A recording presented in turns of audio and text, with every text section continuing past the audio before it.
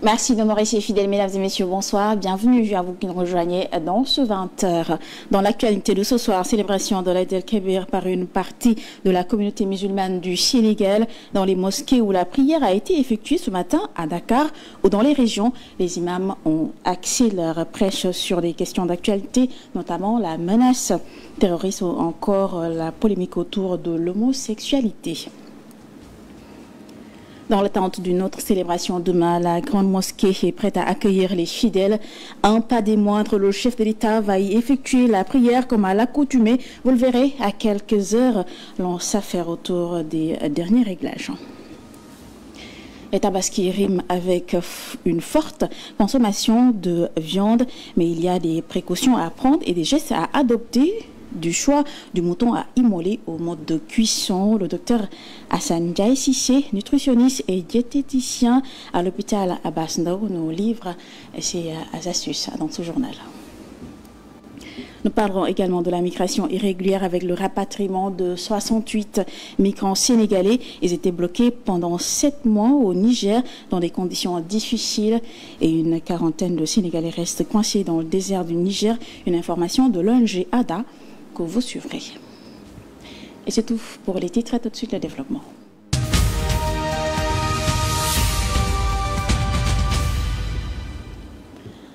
Bonsoir à tous, je viens de vous l'annoncer. La coordination des musulmans du Sénégal a célébré la Tabaski aujourd'hui à l'université Cheikh Anta Diop de Dakar. La question de la menace terroriste, la polémique sur l'homosexualité ont été abordées.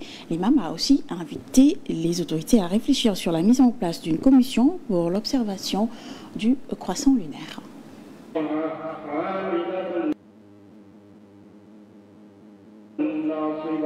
Un jour de sacrifice, de reconnaissance et de soumission à Dieu. À l'UCAD, des musulmans ont célébré la Tabaski ce 6 juin. Dans son sermon de ce jour, accentué sur l'actualité, notamment la menace terroriste au Sénégal qui fait débat. Pour l'imam Cissé Diop, on devrait arrêter de stigmatiser une communauté à cause de leurs croyances religieuses. Que l'on sache que ceux qui se réclament de la sunna ici au Sénégal sont des Sénégalais à part entière et non entièrement à part. Ils participent aussi activement au développement du pays, au maintien de sa paix et de sa stabilité. Ils s'activent dans tous les domaines, du secteur informel tertiaire au sommet de l'État. Il est temps aussi que les Sénégalais sachent que parmi eux, il y a des musulmans qui ont travaillé et à qui Allah a donné des fortunes et qui sont prêts à financer les projets de l'islam plus que ce que font des Sénégalais riches et qui essaient de propager la débauche et la perdition. Sur un autre registre, l'imam a aussi évoqué la question de la division des musulmans sur la pratique de la religion au Sénégal. Pour lui, l'État doit créer une commission d'observation lunaire.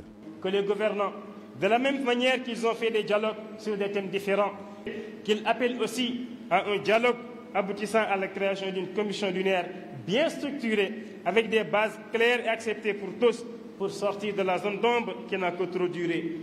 Par rapport au débat sur l'homosexualité, l'imam a aussi invité les autorités à une sanction sévère contre ceux qui bafouent les bonnes valeurs et s'adonnent à des pratiques contre nature. Qu'ils réprimandent ceux qui se moquent des choses sacrées de la religion au nom d'une quelconque laïcité ou de liberté de croyance. Qu'ils fassent aussi taire ceux qui veulent saper la cohésion nationale et appellent à une discrimination religieuse ou confrérique ou même ethnique, quel que soit leur rang, leur hiérarchie ou leur obédience. Une bonne partie des musulmans célèbrent la fête ce samedi sur toute l'étendue du territoire national. Direction la banlieue dakaroise, au terrain centre de Tivaouane Peulh, l'imam Omar Diallo a dirigé la prière. Après les 2 rakas, le guide religieux a interpellé l'État sur la loi contre l'offense à Allah, au Coran et au prophète. Bakar Cissé nous donne ici plus de détails.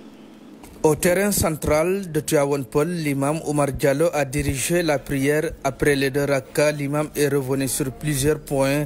Le guide religieux a interpellé l'État à mettre en place une loi contre l'offense à Allah, au Coran et à son prophète Mohammed sallallahu alayhi wa sallam.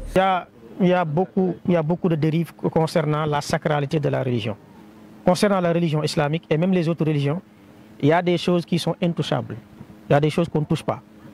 On ne touche pas à Allah, on ne touche pas au Coran, on ne touche pas au prophète, on ne touche pas aussi aux enseignements islamiques, c'est-à-dire les ordonnances et les interdictions. On ne touche pas à ça. Il faudrait mettre une loi, comme on a mis une loi concernant le chef de l'État, l'article 80, offense au chef de l'État. On doit aussi mettre une loi concernant offense à Allah, à Dieu, offense au prophète. Si quelqu'un touche ou bien offense le Seigneur ou offense le prophète, il saura qu'il y a une loi et il sera sanctionné. Il a également interpellé tous les musulmans à s'asseoir autour de la table pour régler définitivement la question de la désunion dans le croissant lunaire. Selon lui, il faut tenir en compte de l'avancée de la technologie pour y arriver. Est-ce qu'on peut régler ça? Oui, effectivement, on peut régler ça. Parce que quand le colon était ici au Sénégal, le colonialiste, concernant l'AOF, l'Afrique occidentale française, il avait mis en place quand même une organisation efficace et pertinente. Quand on apercevait la Lune ailleurs en Afrique, il y avait des chefs de canton, il y avait des chefs religieux, il y avait aussi des gouverneurs sous ses ordres qui lui informaient que la Lune a apparu à tel endroit. Et lui, il prenait cette information et faisait une note de télégramme pour dire aux chefs religieux, pour dire aux chefs de canton que la Lune a apparu à tel endroit. Donc demain sera la prière, ou bien tel jour sera la prière de l'Eid. Avec nos États modernes, avec les savants et les érudits qu'on a, avec une organisation normale, on peut accéder à ça. On peut y arriver aussi. L'imam a aussi invité les fidèles musulmans venus assister à la prière de revoir leur copie dans l'adoration d'Allah et leur relation vis-à-vis de leurs proches. À Kaolack, l'imam Aronaya a lancé un appel aux parents, un appel à éduquer leurs enfants aux valeurs de l'islam. Le guide religieux a fait part de sa compassion aux frères musulmans de Palestine et demandé à tous les musulmans de formuler des prières afin que la paix soit rétablie au Moyen-Orient. Vous avez bien entendu le discours. Il y a un mot clé autour duquel le discours a été articulé. C'est le mot Allah Akbar. Allah est plus grand que toute autre chose. Allah est le plus grand. Donc ça, il ne s'agit pas d'un mot qu'on doit répéter tout le temps, mais il s'agit d'un mot qu'on doit inculquer dans nos consciences, qui doit nous servir de lanterne. À chaque fois qu'on est devant les plaisirs de la vie, il faut que l'on se rappelle que c'est toujours Allah qui est plus important, qui est plus grand. C'est dommage que pour nous musulmans du Sénégal, la seule façon dont nous pouvons compétir avoir la compétition avec nos frères musulmans de Palestine, c'est de prier. C'est de prier, parce qu'on n'a pas d'autres moyens. On n'a pas d'autres moyens, sinon de prier pour que Allah subhanahu wa ta'ala leur vienne en aide et prenne leur défense contre les ennemis de l'islam, les juifs. Et nous partons pour Louga où le Djahamatou Ibadou Rahman a également célébré la Tabaski ce vendredi. L'imam Abdallah Babadjan a profité de l'occasion pour répondre au général Maïcha Machilingaï.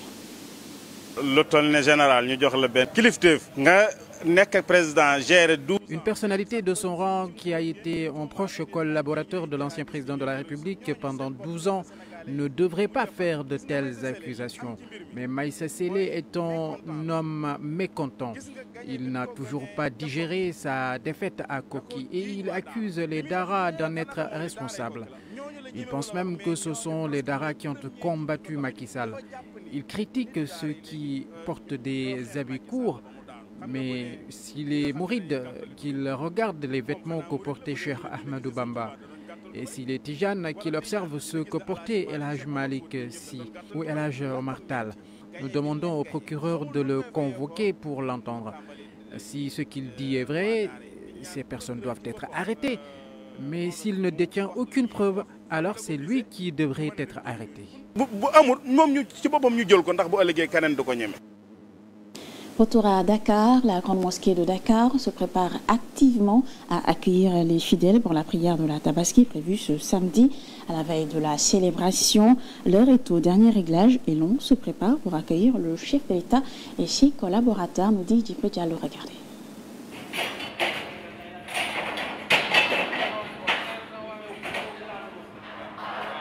À quelques heures de la célébration de la Tabaski, l'ambiance est empreinte de ferveur à la grande mosquée de Dakar, où les derniers préparatifs s'achèvent.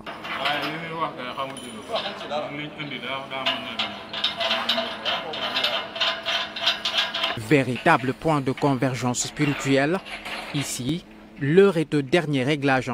Sur l'esplanade de la mosquée, la tente principale sous laquelle sera déroulé le tapis rouge en l'honneur du chef de l'État est en train d'être solidement dressée. Cette bâche a été louée par la présidence. Elle est très jolie.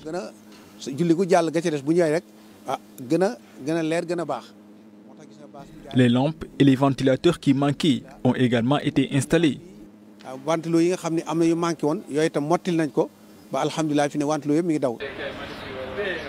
Des barrières de sécurité permettant une gestion fluide des déplacements ont été mobilisées ce jeudi. Quelques jours plus tôt, une équipe du service d'hygiène est passée pour désinfecter les lieux.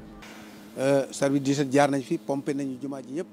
service d'hygiène a désinfecté et nettoyé le site avant-hier.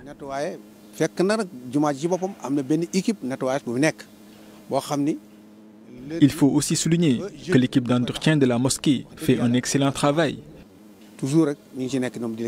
À l'intérieur, les moquettes de prière ont été soigneusement nettoyées, prêtes à accueillir les fidèles dans les meilleures conditions. Tout a été nettoyé et le site est propre, mais nous allons poursuivre le nettoyage car il y a encore beaucoup de vent.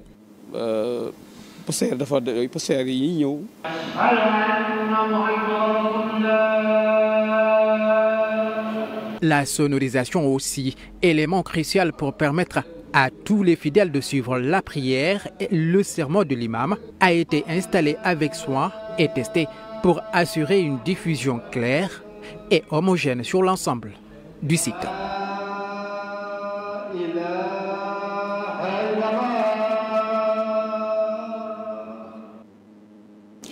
La fête de Tabaski est également une période à forte consommation de viande rouge. Une consommation excessive peut avoir des conséquences néfastes sur notre santé. Dr Hassan Diaye Sissé, nutritionniste et diététicien à l'hôpital Abbas Ndao, a partagé des informations bonnes à savoir. Il est ici avec Omar Thiam.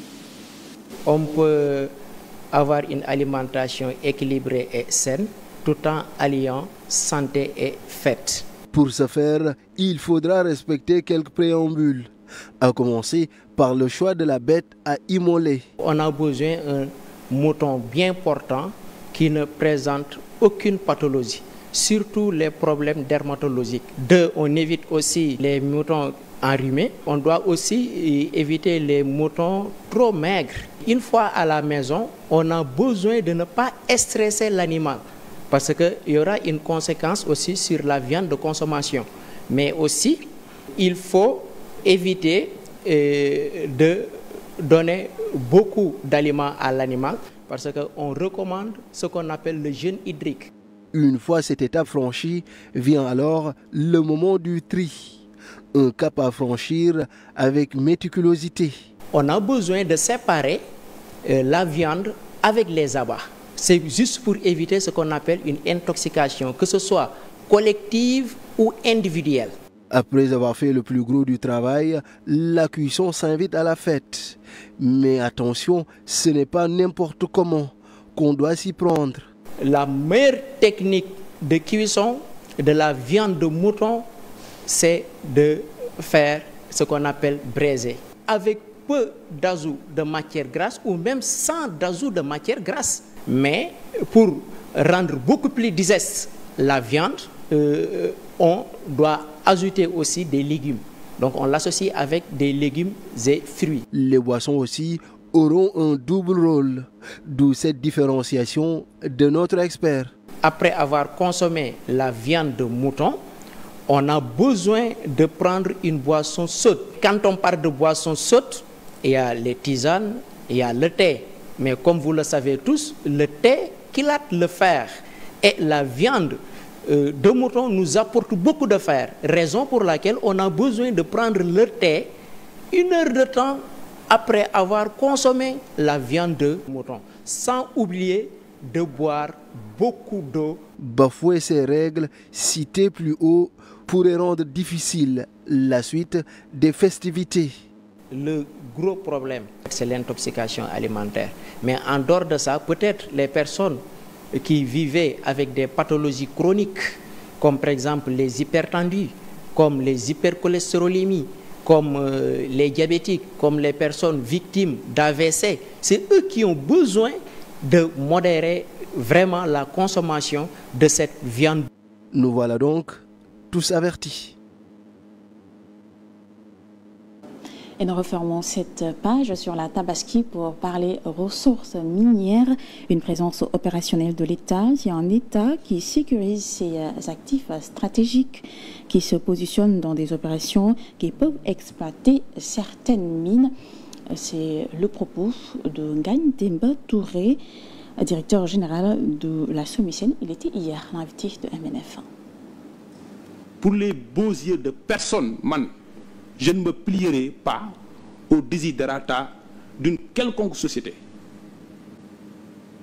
surtout étrangère. Il faut me l'air.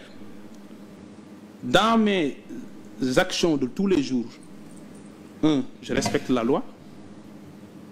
2, je fais tout pour défendre les intérêts du Sénégal. 3, je fais tout pour respecter l'esprit de coopération et de toutes les sociétés où je siège.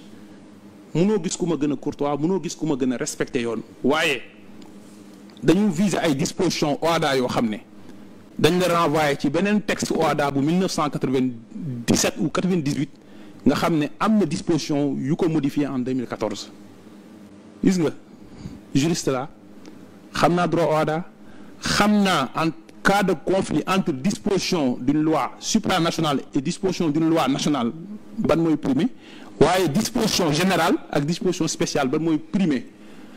Si les gens décident d'aller en bras de fer judiciaire, moi je suis prêt parce que l'État du Sénégal saura défendre ses intérêts.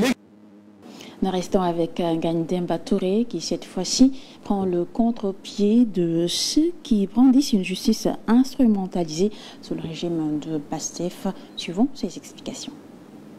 C'est-à-dire un gars de l'opposition, on ne lui pardonne rien. Les gens de Pastef... Pourquoi vous parlez de pardonner? Qui pardonne dans ces affaires-là? Il y a eu des gens qui étaient en conflit avec la loi et qui ont été relaxés. Vous savez très bien qu'il y a eu des opposants qui étaient en conflit avec la loi et qui étaient ensuite relaxés. Vous le savez très bien. Comment vous pouvez dire qu'ils n'ont pas été inquiétés alors qu'il y a eu des poursuites? Ils ont été placés sous mandat de dépôt. Je vous le rappelle, il y a eu des gens proches de Pastef et qui étaient en conflit avec la loi. Il y a eu une instruction qui a été ouverte sur des dossiers les concernant. Permettez-moi de citer à titre illustratif le fils de l'avocat Khalifa Rappeur. Au-delà de Dembaka, Khalifa Rappeur a fait l'objet d'une instruction sur des dossiers, il y en a tant d'autres. Mais vous êtes d'accord que Khalifa est favorable au PASTEF.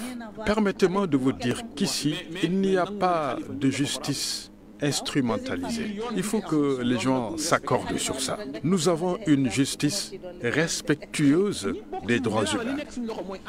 Des poursuites. Nous décidons d'engager des poursuites. Nous devons seetal leen nga ne ñu léegi ñun luñ décider def te mu nekkoon suñu loxo te téyewuñ ko ñun ñu def ko leneen lu dépendre si ñun nga bëgg ñu ko reprocher. Je vous l'annonce en titre, grâce à l'aide des Nations Unies, 68 migrants sénégalais ont été rapatriés du Niger où ils étaient bloqués pendant 7 mois dans des conditions difficiles. Mais l'Action pour les droits humains et l'amitié estime que leur retour a été entaché par des insuffisances notoires en termes de respect des droits humains. Voyons tout cela avec Djamabaya. La procédure de rapatriement a été assez longue. Après un séjour infernal dans le désert du Niger, où ils ont vécu 7 mois, ces migrants sénégalais sont rentrés au bercail. Et ce grâce au soutien des Nations Unies. Au nombre de 68, ils sont arrivés à Dakar mercredi dernier. L'Action pour les droits humains et l'amitié, ADHA, dénonce les conditions dans lesquelles ses compatriotes ont été accueillis. Ces 68-là n'ont pas eu de l'assistance psychologique médicale. Or, il y a certains d'entre eux qui sont malades. D'autres ont vécu des traumatismes dans des prisons d'Algérie. Des bras cassés, des jambes cassées, ainsi de suite. Certains sont gravement malades.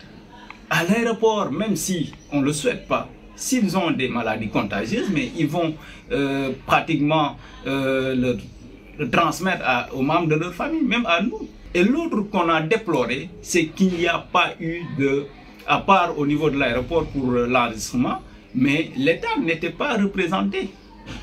Il n'y a pas eu d'accompagnement de la part de l'État, même au niveau de l'auberge, là où ils ont passé pratiquement presque 24 heures.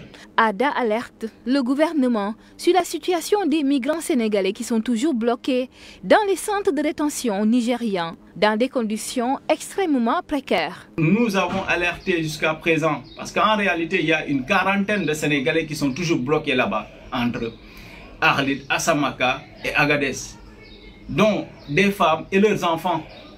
Et ils ne voient ni les autorités là-bas, ni la présence de l'ambassade là-bas.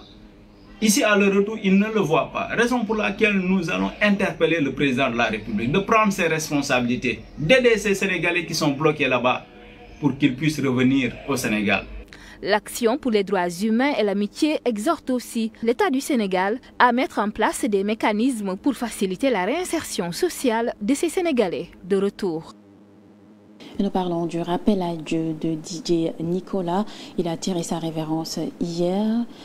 Son enterrement a eu lieu ce vendredi au cimetière musulman de Yoff et à l'occasion, il a reçu les hommages de ses amis et proches. Ils ont décrit une personne exceptionnelle. Son rappel à Dieu reste donc une grande perte. Voici quelques réactions. Regardez. Je ne garde que de bons souvenirs de lui. Il a toujours été une personne généreuse. Nicolas aimait beaucoup la culture. Nos échanges tournaient souvent autour de ça. Il investissait aussi beaucoup dans le social. C'est triste, mais on ne peut rien face à la volonté divine.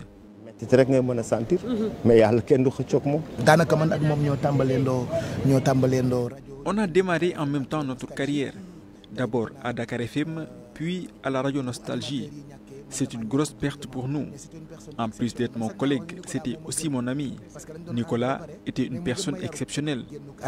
C'est une perte pour nous, mais je sais parce que c'est on est un ami, un frère, et puis créer une émission qui s'appelle Real One. Il a beaucoup contribué. C'est une grande perte.